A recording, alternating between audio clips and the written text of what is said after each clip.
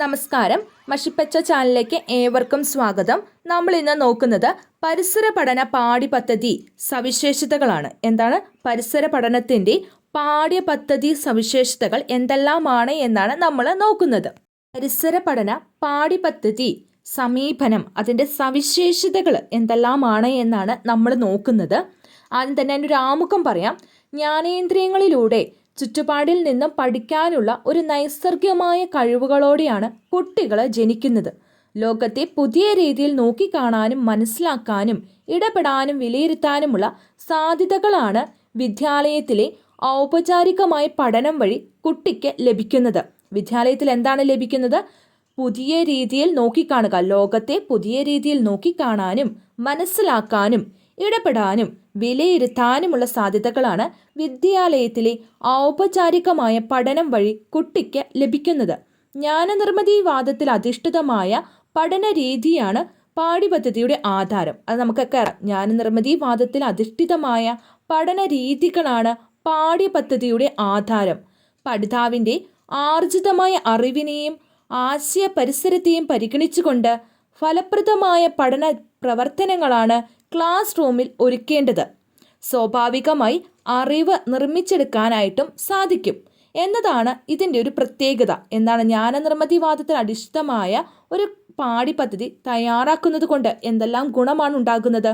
പഠിതാവിൻ്റെ ആർജിതമായ അറിവിനെയും ആശയ പരിസരത്തെയും പരിഗണിച്ചുകൊണ്ട് ഫലപ്രദമായ പഠന പ്രവർത്തനങ്ങൾ ഒരുക്കുന്നതിലൂടെ സ്വാഭാവികമായി അറിവ് നിർമ്മിച്ചെടുക്കാനായിട്ട് സാധിക്കുമെന്നാണ് പറയുന്നത്.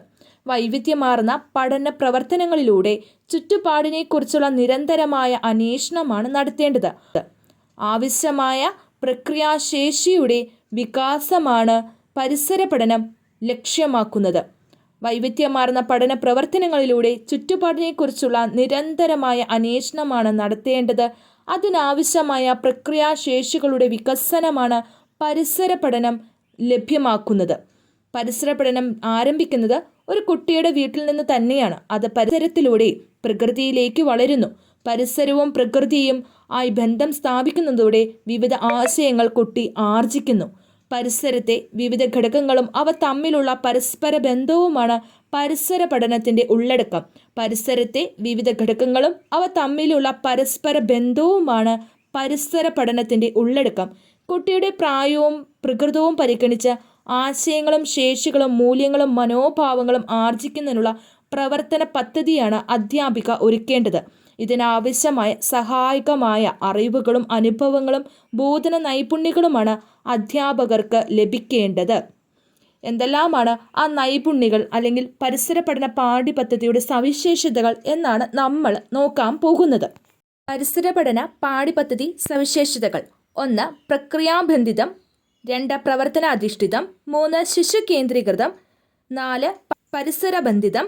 5. ചാക്രി ആരോഹണ രീതി. 6. പ്രാദേശിക സാധ്യത പരിഗണിക്കുന്നത്. 7. ജീവിത നൈപുണ്യം വളർത്തുന്നത്. 8. അന്വേഷണത്തിനും കണ്ടെത്തലിനും സഹായിക്കുന്നത്. 9. പഠന നേട്ടം ഉറപ്പിക്കുന്നത്. 10. സ്വയം വിലയിരുത്തിന് സഹായിക്കുന്നത്. 11. ഉത്ഗ്രഹിത സമീപനം. ഒന്നും കൂടെ നോക്കാം. പരിസര പഠന പാഠ്യപദ്ധതി സവിശേഷതകൾ എന്തെല്ലാമാണെന്ന്. 1. പ്രക്രിയാബന്ധിതം. 2. പ്രവർത്തന അധിഷ്ഠിതം. 3. ശിശു കേന്ദ്രീകൃതം. 4. പരിസരബന്ധിതം. 5. ചാക്രി ആരോഹണ രീതി. 6. പ്രാദേശിക സാധ്യത പരിഗണിക്കുന്നത്. 7. ജീവിത നൈപുണ്യം വളർത്തുന്നത്. 8. അന്വേഷണത്തിനും കണ്ടെത്തലിനും സഹായിക്കുന്നത്. 9. പഠന നേട്ടം ഉറപ്പാക്കുന്നത്. 10. സ്വയം വിലയിരുത്തുന്നതിന് സഹായിക്കുന്നത്. 11. ഉത്ഗ്രഥിത സമീപനം. ഇത്രയും പരിസര പഠന പാഠ്യപദ്ധതി സവിശേഷതകളുണ്ട്. ശ്രദ്ധിക്കുക, സവിശേഷതകളാണ്. പരിസര പഠന പാഠ്യപദ്ധതി സവിശേഷതകളാണ്, സമീപനങ്ങളല്ല, സവിശേഷതകളാണ്. പരിസര പഠന പാഠ്യപദ്ധതിയുടെ സവിശേഷതകളാണ്. സമീപനങ്ങൾ വേറെയാണ്, സവിശേഷത വേറെയാണ്. അപ്പോൾ പരിസര പഠന പാഠ്യപദ്ധതിയുടെ സവിശേഷതകളാണ് ഇവയെല്ലാം. എന്താണ്? പരിസര പഠന പാഠ്യപദ്ധതിയുടെ സവിശേഷതകളാണ് ഇപ്പോൾ പറഞ്ഞ 11 എണ്ണം. അത് സമീപനമല്ല. ഇനി നമുക്ക് എന്താണ് പ്രക്രിയാബന്ധിതം എന്ന് നോക്കാം. ക്രമീകൃതമായ വിവിധ പ്രവർത്തന ഘട്ടങ്ങളിലൂടെ കടന്നു പോകുമ്പോഴാണ് കുട്ടി ഒരാശയം സ്വാംശീകരിക്കുന്നത്. ഒരു പ്രശ്നം മുന്നോട്ട് വയ്ക്കുന്നു, ഊഹം രേഖപ്പെടുത്തുന്നു, വിവരശേഖരണ പ്രവർത്തനത്തിൽ ഏർപ്പെടുന്നു, വിവരങ്ങളുടെ വിശകലനം നടത്തി നിഗമനത്തിൽ എത്തിച്ചേരുന്നു. ശരിയായ നിഗമനം ആശയ രൂപീകരണത്തിലേക്കും അറിവിൻ്റെ നിർമ്മാണത്തിലേക്കും നയിക്കുന്നു. പ്രക്രിയാബന്ധിത പാഠ്യപദ്ധതി ലക്ഷ്യമിടുന്നതും ഇത്തരത്തിലുള്ള അന്വേഷണാത്മകമായ പഠന രീതിയാണ്. പ്രക്രിയാബന്ധിതം എന്ന് പറയുന്നത് അന്വേഷണാത്മകമായ രീതിയിൽ പഠനം നടത്തുന്നതിനെയാണ് പ്രക്രിയാബന്ധിതം എന്ന് പറയുന്നത്. ഒരു പ്രശ്നം ആ കുട്ടിയിൽ ഉണ്ടാക്കി അതിൽ ഊഹം രേഖപ്പെടുത്തി വിവരശേഖരണം നടത്തി അത് വിശകലനം നടത്തി നിഗമനത്തിൽ എത്തിച്ചേരുക, ഇതിനെയാണ് പ്രക്രിയാബന്ധിതം എന്ന് പറയുന്നത്. പ്രക്രിയാബന്ധിതം എന്ന് പറയുന്നത് എന്താണെന്ന് മനസ്സിലായി എന്ന് തോന്നുന്നു. എത്ര ഘട്ടങ്ങളിലൂടെയാണ് അത് കടന്നു പോകുന്നത് എന്ന് മനസ്സിലായി എന്ന് വിശ്വസിക്കുന്നു. ഏകീകൃതമായ വിവിധ പ്രവർത്തന ഘട്ടങ്ങളിലൂടെ കടന്നു പോകുമ്പോഴാണ് കുട്ടി ഒരു അംശം സാംശീകരിക്കുന്നത്, ഒരു പ്രശ്നം മുന്നോട്ട് വയ്ക്കുന്നു, ഊഹം രേഖപ്പെടുത്തുന്നു, വിവരശേഖരണത്തിൽ ഏർപ്പെടുന്നു, വിവരങ്ങളെ വിശകലനം നടത്തി നിഗമനത്തിൽ എത്തിച്ചേരുന്നു. ശരിയായ നിഗമനം ആശയ രൂപീകരണത്തിലേക്കും അറിവിൻ്റെ നിർമ്മാണത്തിലേക്കും നയിക്കുന്നു. ഇതിനെയാണ് പ്രക്രിയാബന്ധിത പാഠ്യപദ്ധതി ലക്ഷ്യമാക്കുന്നത്. എന്താണ് നമ്മളിപ്പോൾ പറഞ്ഞുകൊണ്ടിരിക്കുന്നത്?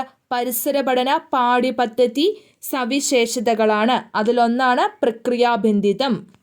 പ്രവർത്തന അധിഷ്ഠിതം. 2. പ്രവർത്തന അധിഷ്ഠിതം. പരിസര പഠന പാഠപുസ്തകത്തിൽ അറിവിൻ്റെ നിർമ്മാണത്തിന് ആവശ്യമായ പ്രവർത്തനങ്ങൾ നിർദ്ദേശിച്ചിട്ടുണ്ട്.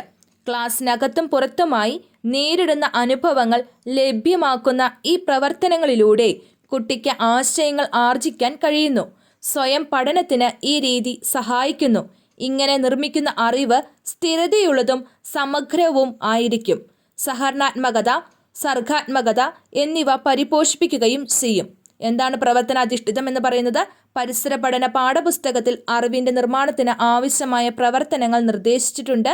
ക്ലാസ്സിനകത്തും പുറത്തുമായി നേരിടുന്ന അനുഭവങ്ങൾ ലഭ്യമാക്കുന്ന ഈ പ്രവർത്തനങ്ങളിലൂടെ കുട്ടിക്ക് ആശയങ്ങൾ ആർജിക്കാൻ കഴിയുന്നു.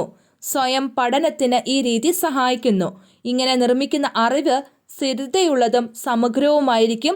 സഹകരണാത്മകതയ്ക്കും സർഗാത്മകതയ്ക്കും അവ പരിപോഷിപ്പിക്കുന്നതിന് സഹായിക്കുന്നു. അടുത്തത് ശിശു കേന്ദ്രീകൃതം. 3-ാമത്തെയാണ് ശിശു കേന്ദ്രീകൃതം.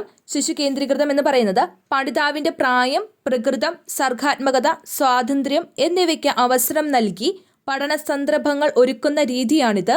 അവരുടെ താല്പര്യം, പഠനവേഗത, പഠനത്തിൻ്റെ ശൈലി എന്നിവയും പരിഗണിക്കുന്നു. കുട്ടിക്ക് കൂടുതൽ പങ്കാളിത്തം നൽകി അവൻ്റെ കഴിവ് തിരിച്ചറിഞ്ഞ് വളർത്തിയെടുക്കാൻ അവസരം നൽകുമ്പോൾ പോരായ്മകളും മികവുകളും അവൻ സ്വയം കണ്ടെത്തുന്നു. ആത്മവിശ്വാസം വളരുകയും ചെയ്യുന്നു. ഇതിനെയാണ് ശിശു കേന്ദ്രീകൃതം എന്ന് പറയുന്നത്. പഠിതാവിൻ്റെ പ്രായം, പ്രകൃതം, സർഗാത്മകത, സ്വാതന്ത്ര്യം എന്നിവയ്ക്ക് അവസരം നൽകി പഠന സന്ദർഭങ്ങൾ ഒരുക്കുന്ന രീതിയാണിത്. അവരുടെ താല്പര്യം, പഠനവേഗത, പഠന ശൈലി എന്നിവ പരിഗണിക്കുന്നു. കുട്ടികൾക്ക് കൂടുതൽ പങ്കാളിത്തം നൽകുന്നു. അവൻ്റെ കഴിവ് തിരിച്ചറിഞ്ഞ് വളർത്തിയെടുക്കാനായിട്ട് അവസരം നൽകി പോരായ്മകളും മികവുകളും അവൻ സ്വയം കണ്ടെത്തുന്നു. ഇങ്ങനെ ചെയ്യുന്നതിലൂടെ ആത്മവിശ്വാസം വളരുകയും ചെയ്യുന്നു. ഇതാണ് ശിശു കേന്ദ്രീകൃതം എന്ന് പറയുന്നത്. 4. പരിസരബന്ധിതം. കുട്ടിയുടെ ഭൗതിക സാമൂഹിക പരിസരങ്ങൾ ഉള്ളടക്കമായും മാധ്യമമായും സ്വീകരിക്കുന്നു. പഠനവസ്തു പരിസരവുമായി ബന്ധപ്പെട്ട കാര്യങ്ങളായിരിക്കും. പരിസരത്തോട് സംവാദിക്കുന്നതിനും ഇടപെടുന്നതിനുമായിരിക്കും പഠനരീതി. പരിസ്ഥിതിയെ സ്വാഭാവികമായി നിലനിർത്താനുള്ള മനോഭാവം വളരുന്നതോടൊപ്പം പരിസ്ഥിതി സംരക്ഷണത്തിലേർപ്പെടാനും കുട്ടികൾക്ക് അവസരം ലഭിക്കുന്നു. പരിസരബന്ധിതം. 4-ാമത്തെയാണ്. എന്താണ്? കുട്ടിയുടെ ഭൗതിക സാമൂഹിക പരിസരങ്ങൾ ഉള്ളടക്കമായും മാധ്യമമായും സ്വീകരിക്കുന്നു. പഠനവസ്തു പരിസരവുമായി ബന്ധപ്പെട്ട കാര്യങ്ങളായിരിക്കും. പരിസരത്തോട് സംവാദിക്കുന്നതിനും ഇടപെടുന്നതിനുമായിരിക്കും പഠനരീതി. പരിസ്ഥിതിയെ സ്വാഭാവികമായി നിലനിർത്താനുള്ള മനോഭാവം വളരുന്നതോടൊപ്പം പരിസ്ഥിതി സംരക്ഷണത്തിലേർപ്പെടാനും കുട്ടിക്ക് അവസരം ലഭിക്കുന്നു. 5-ാമത്തെയാണ് ചാക്രി ആരോഹണ രീതി. നമ്മൾ മറ്റൊരു ക്ലാസ്സിൽ ചാക്രി ആരോഹണ രീതി കൃത്യമായി എടുത്തിട്ടുണ്ട്. ആ ക്ലാസ് കാണാത്തവരാണെങ്കിൽ അതൊന്ന് കാണുക. ഇവിടെ ചാക്രി ആരോഹണ രീതി വന്നതുകൊണ്ട് ഒന്നും കൂടി പറയുകയാണ്. ജെറോം എസ് ബ്രൂണറാണ് ചാക്രി ആരോഹണം എന്ന കാഴ്ചപ്പാട് ആദ്യമായി അവതരിപ്പിച്ചത്. അനുഭവങ്ങളുടെ പുനരാവിഷ്കരണം പഠനത്തെ കൂടുതൽ മികവുറ്റതാക്കും. എന്താണ്? അനുഭവങ്ങളുടെ പുനരാവിഷ്കരണം പഠനത്തെ കൂടുതൽ മികവുറ്റതാക്കും. ഓരോ ഘട്ടത്തിലും കുട്ടി പ്രവർത്തനത്തിൻ്റെ ആഴത്തിലേക്ക് കടന്നു പോകുന്നു. ധാരണകൾ വിപുലീകരിച്ചുകൊണ്ടും പുതിയ പുതിയ ആശയങ്ങൾ കൂട്ടിച്ചേർത്തും അറിവിൻ്റെ ഉയർന്ന പടവുകളിലേക്ക് കയറുന്നതിനെയാണ് ചാക്രി ആരോഹണ രീതി എന്ന് പറയുന്നത്. ചാക്രി ആരോഹണ രീതി ജെറോമസ് ബ്രൂണറിൻ്റെ ആശയത്തെ വെച്ച് നമ്മൾ നല്ലൊരു ക്ലാസ് എടുത്തിട്ടുണ്ട്. നിങ്ങളത് കാണുക. അതിനകത്ത് ഉദാഹരണങ്ങളും ചിത്രങ്ങളും ഒക്കെ നൽകിയിട്ടുണ്ട് എന്താണ് ചാക്രി ആരോഹണ രീതി എന്ന്. ഇതെന്താണ്? അനുഭവങ്ങളുടെ പുനരാവിഷ്കരണമാണ്. അതായത് ഒരേ ആശയം തന്നെ വിവിധ ക്ലാസ്സുകളിൽ പഠിക്കുന്നതിനെയാണ് ആരോഹണ രീതി എന്ന് പറയുന്നത്. ഒരേ ആശയം അതിൻ്റെ ആഴം കൂടുന്നതിനനുസരിച്ച് നമ്മൾ ആഴം കൂട്ടി ഓരോ ക്ലാസ്സിൽ പഠിക്കുന്നതിനെയാണ് ചാക്രി ആരോഹണ രീതി എന്ന് പറയുന്നത്. ആറാമത്തെയാണ് പ്രാദേശിക സാധ്യത. പ്രാദേശിക സാധ്യതകളെ പഠന സന്ദർഭങ്ങളിൽ ഉപയോഗിക്കുന്ന ഒരു രീതിയാണിത്. പ്രദേശത്തുള്ള സ്ഥാപനങ്ങൾ, ശാസ്ത്രജ്ഞന്മാർ, കൃഷിക്കാർ, സ്വതന്ത്ര സമര ഭടന്മാർ, സ്മാരകങ്ങൾ, ജൈവ വൈവിധ്യങ്ങൾ തുടങ്ങിയവയെ പഠനത്തിനായി ഉപയോഗപ്പെടുത്തുന്നു. കുട്ടി നേരിടുന്ന അറിവിനേക്കാൾ കുട്ടി കടന്നു പോകുന്ന പ്രക്രിയയ്ക്ക് പ്രാധാന്യം കൽപ്പിക്കുന്ന ഒരു രീതിയാണിത്. ഓരോ കുട്ടിക്കും സ്വന്തം പ്രദേശത്തെക്കുറിച്ചും സംസ്കാരത്തെക്കുറിച്ചും മനസ്സിലാക്കാനും കൈവരിച്ച നേട്ടങ്ങളെക്കുറിച്ച് അഭിമാനം കൊള്ളാനും കഴിയണം. അതിനു വേണ്ടിയിട്ടാണ് പ്രാദേശിക സാധ്യത കൂടുതലായിട്ട് ഉപയോഗിക്കുന്നത്. അതായത് ഒരു പ്രദേശത്തുള്ള കാര്യങ്ങളെ ഉപയോഗിച്ച് പഠിപ്പിക്കുന്ന ഒരു രീതി, അതിനെയാണ് പ്രാദേശിക സാധ്യത എന്ന് പറയുന്നത്. 7. ജീവിത നൈപുണ്യം. ജീവിത നൈപുണ്യങ്ങളുടെ പോഷണം പാഠ്യപദ്ധതി ലക്ഷ്യമിടുന്നു. സ്വയം അറിയൽ, സ്വന്തം കഴിവുകളും പരിമിതികളെയും കുറിച്ച് ധാരണ, അനുതാപം, ആശയവിനിമയം, വിമർശനാത്മക ചിന്ത, തീരുമാനമെടുക്കൽ, പ്രശ്നപരിഹരണം, വൈകാരിക പൊരുത്തപ്പെടൽ, മാനസിക പിരിമുറുക്കവുമായി പൊരുത്തപ്പെടൽ തുടങ്ങിയ ജീവിത നൈപുണ്യങ്ങളുടെ വികാസമാണ് പാഠ്യപദ്ധതി പ്രധാനമായും ലക്ഷ്യമാക്കുന്നത്. ഈ ജീവിത നൈപുണ്യത്തെക്കുറിച്ച് WHO ഒരു 10 ആശയങ്ങൾ പറയുന്നുണ്ട്. അതിനെക്കുറിച്ച് നമുക്ക് മറ്റൊരു ക്ലാസ്സിൽ കൃത്യമായിട്ട് പറയാം. ഇവിടെ ജീവിത നൈപുണ്യം എന്ന് പറയുന്നത് ഈ ആശയങ്ങളൊക്കെ പരിപോഷിപ്പിക്കുക അല്ലെങ്കിൽ അതെല്ലാം കൊണ്ടുവരിക എന്നതാണ് ലക്ഷ്യമാക്കുന്നത്. പരിസര പഠനത്തിൻ്റെ ഒരു സവിശേഷത, പാഠപുസ്തകങ്ങളുടെയൊക്കെ ഒരു സവിശേഷതയായിട്ട് ജീവിത നൈപുണ്യം പറയുന്നുണ്ട്. അടുത്തത് ഉത്ഗ്രഥിത സമീപനമാണ്. ഉത്ഗ്രഥിത സമീപനം എന്ന ആശയം നിങ്ങൾ കേട്ടിട്ടുണ്ടാവും. വിഷയങ്ങളെ സമന്വയിപ്പിച്ചുകൊണ്ട് പഠിപ്പിക്കുന്നതാണ്. അതും നമ്മുടെ പാഠപദ്ധതിയുടെ അല്ലെങ്കിൽ നമ്മുടെ പരിസര പഠനത്തിൻ്റെ സവിശേഷതകളിൽ വരുന്ന കാര്യമാണ്. ഉത്ഗ്രഥിതം എന്താണെന്ന് നമുക്ക് നോക്കാം. വ്യത്യസ്ത വിഷയങ്ങളെ സമന്വയിപ്പിച്ച് കുട്ടികളുടെ ചുറ്റുപാടുമായി ബന്ധപ്പെട്ട ആശയമോ മേഖലയോ അടിസ്ഥാനമാക്കി പഠന പ്രവർത്തനങ്ങൾ ആസൂത്രണം ചെയ്ത് നടപ്പിലാക്കുന്ന രീതിയാണിത്. അറിവിൻ്റെ സമഗ്രതയ്ക്കും ബുദ്ധിയുടെ ബഹുമുഖ വികാസത്തിനും ഉത്ഗ്രഥിത പഠന അനുഭവങ്ങൾ സഹായകമാകും.